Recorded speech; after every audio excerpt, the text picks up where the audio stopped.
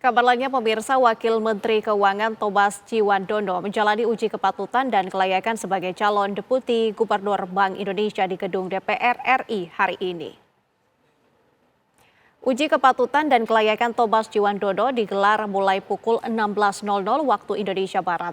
Fit dan proper test ini akan berlangsung selama 60 menit di setiap sesi dengan formasi yaitu pemirsa 20 menit per sesi. Pemaparan visi misi kandidat 15 menit, kemudian pendalaman dari anggota 11 dan 20 menit terakhir untuk sesi tanya jawab. Selain Thomas, hari ini Kepala Departemen Kebijakan Sistem Pembayaran Bank Indonesia Diki Kartikoyono juga menjalani fit and proper test untuk posisi yang sama.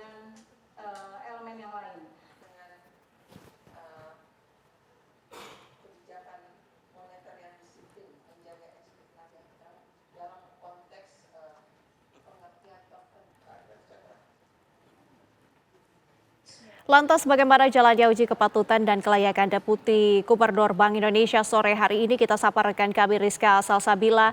Rizka, selamat sore.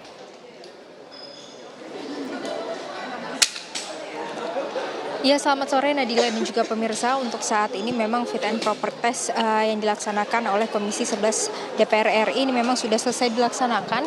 Kami juga akan menunggu apabila nantinya salah satu kandidat ini akan keluar untuk salah satu kandidat yang sedang melakukan fit and proper test ini, yaitu Tobas Ciwandono yang juga merupakan Wakil Menteri Keuangan.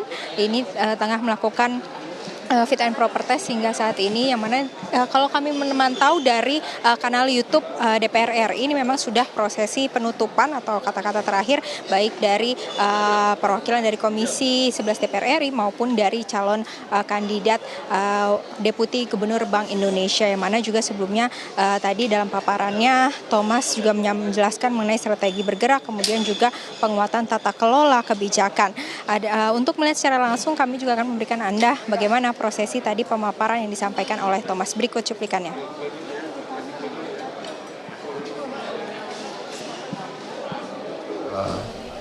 Bapak seandainya nanti terpilih sebagai Deputi Gubernur Bank Indonesia, saya sekali lagi ucapkan terima kasih. Saya beri kesempatan Bapak untuk meninggalkan ruangan.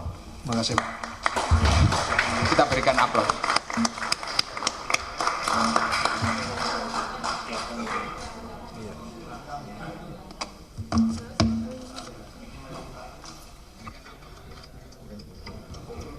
Ini saya minta anggota jangan meninggalkan tempat kita karena rapat internal. Itu langsung kita rapat internal untuk pengambilan keputusan. Yang di atas balkon siap-siap dikosongkan. Ya Pak, salaman dulu Pak.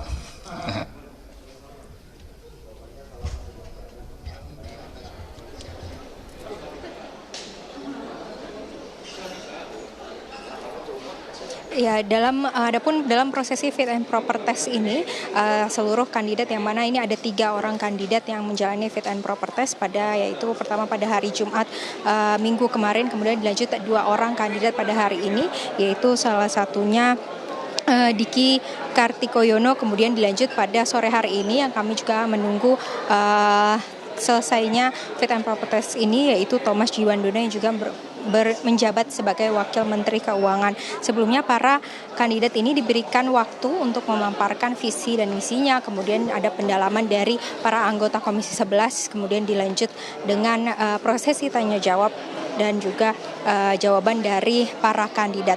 Dan setelah prosesi fit and proper test ini selesai, nantinya Komisi 11 DPR RI akan melakukan ataupun akan berunding untuk memilih secara objektif siapa yang akan menjadi calon Deputi Gubernur Bank Indonesia. Dan ini sudah ada Wakil Menteri Tobas Ciwandono.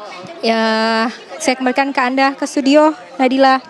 Saya menekankan bahwa sinergi fiskal dan moneter itu sangat penting untuk pertumbuhan ekonomi ke depan dan sangat bisa karena kondisi ekonomi kita sedang baik dan moneter dan fiskal memang sudah bekerja sama selama ini.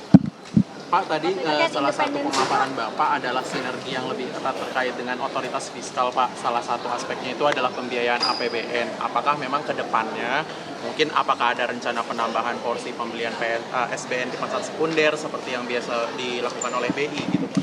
Itu adalah sesuatu yang sedang yang terus berlangsung ya. Itu apakah ada dan tidaknya saya rasa itu berdasarkan keperluan. Pak, maksudnya tadi bedanya antara sinergi fiskal moneter sama beda sama burden sharing itu contoh nyatanya gimana sih, Pak? Kalau burden sharing kan selama waktu itu di pandemi, intinya burden sharing itu sharing dari cost biaya gitu. Kalau yang sekarang saya katakan tadi adalah sinergi untuk pertumbuhan ekonomi. Ini beda, konteksnya juga beda. Yang satu waktu itu saya nggak menyatakan bahwa sebelumnya salah, yang sebelumnya itu sangat diperlukan karena masa COVID tadi. Cuman saat ini targetnya lain, targetnya adalah pertumbuhan ekonomi. Makanya antara likuiditas dan penurunan suku likuiditas dari Kemenq waktu itu menopang BI rate yang terus. Jadi burden sharing nggak bakal dilanjutin, Pak?